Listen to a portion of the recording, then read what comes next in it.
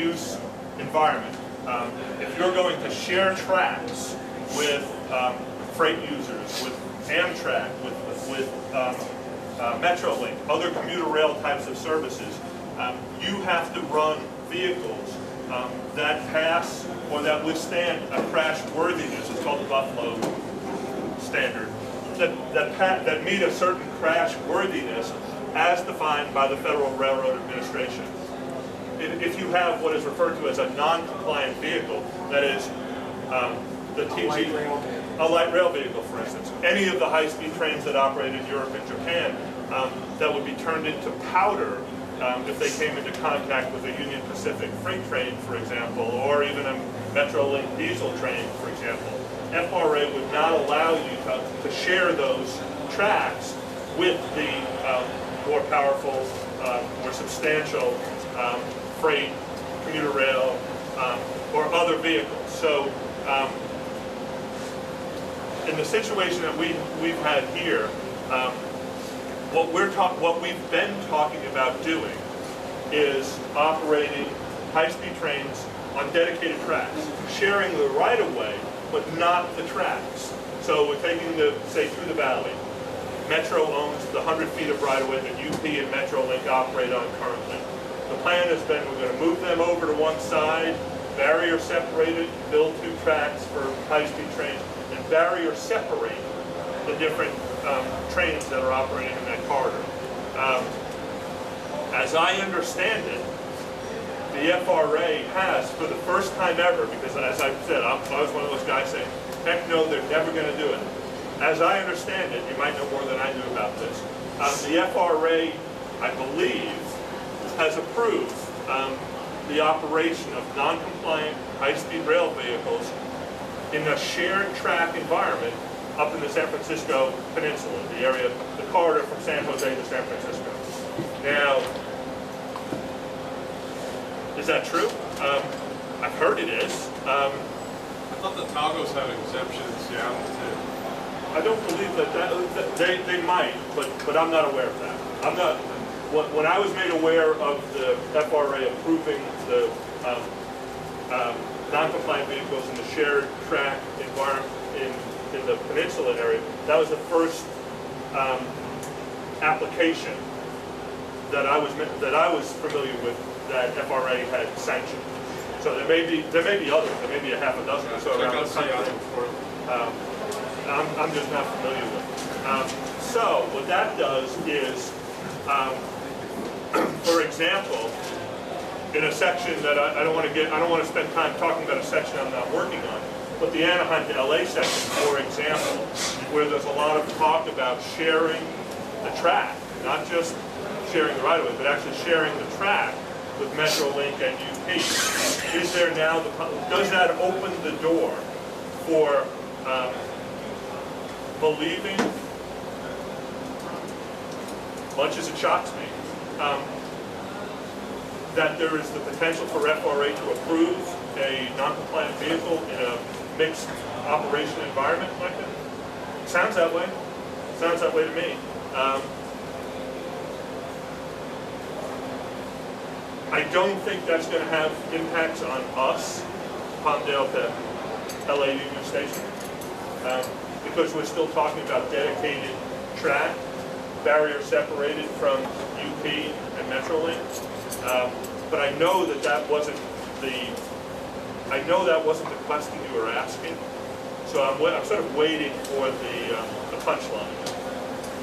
My question was, what impact do you think it will have between Anaheim and LA if it's shared track? Whoever would come up with such a thing. Okay. No, actually, you answered most of my question. I have been following what's going on in the Bay Area, and I had not heard that, which doesn't mean it doesn't happen. It just means I haven't heard it. I hadn't heard it. I was told it. So somebody needs to maybe look it up and let me know if it's true, false, or otherwise. Just for the benefit of everybody, it's not that FRA is a bunch of old stick in the mud. Well, actually it is. But American freight cars tend to be much larger, much heavier than those in Europe or Japan.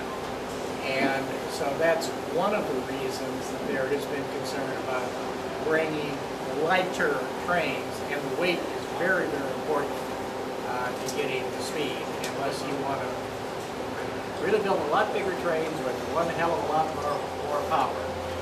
So this has been a crucial matter to see.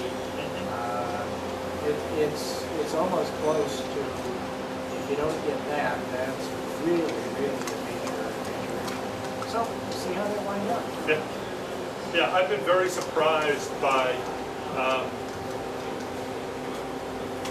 Well, it used to be that the Federal Railroad Administration was sort of, you know, if you're dealing with light rail or passenger rail, you want to deal with the Federal Transit Administration. If you're dealing with freight rail, you would deal with the FRA. It seems that it's a different day. The agencies talk to each other. They share ideas about rulemaking and what's going to work and what's not going to work. And they seem, at least in some of the conversations I've been having with people there, to be much more receptive to being open-minded about the discussion, where in the past, and I mean literally like up to maybe 3 years ago, the answer was just a blanket no to anything like we're talking about right now. So, yes, sir. If you had a 4-track main from Anaheim to LA, would you put catenary on all 4? No. Okay, that de facto separates then some traffic from the other traffic. Well, you know, that's a very good point. Because somebody today asked me, and it was literally this morning, how are they going to operate if we're running electric trains and Metrolink and UP are running diesel locomotives? How are we going to operate that? So I don't know. I have no idea. Well, they do it on the NEC. Yeah, I mean, I think the non-facetious answer is it can be done. But I don't think anyone's thought of that yet. They just see the tracks out there, they see the constrained right-of-way, they see the community impacts, and they don't want to put 4 tracks in there. And what that means in terms of the operating environment, your guess is as good as mine. It can be done, but it seems like a bit of putting a square peg in a round hole overall, and certainly with the some of the power issues associated with the different power requirements that the Metrolink and UP have versus what high-speed rail has.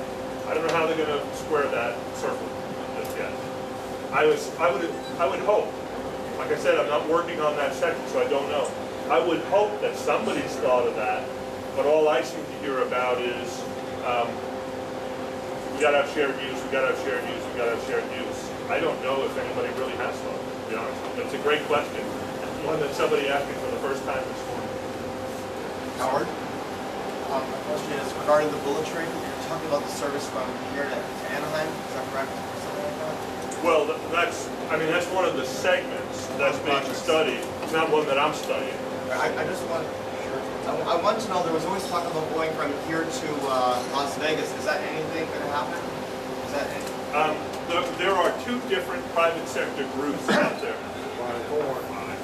4 or 5, maybe 7, maybe there's a number. Actually, that's the correct number. 7. There's a number of different private sector groups that are interested, whether it's Anaheim to Vegas or whether it's Victorville up by Palmdale to Vegas, and it sounds like even more that are contemplating doing private sector developed, operated, maintained systems connected to Vegas. We're not a part of that. And 2 of them actually have experience with things larger than metro scale. Really? That's almost, that's astounding to hear. Whether we get engaged with them, ultimately, my guess would be to the extent that they can make their projects real and attract the kind of private sector capital that they need, we'll get more engaged with them. Right now, we're not engaged with them at all. Next question?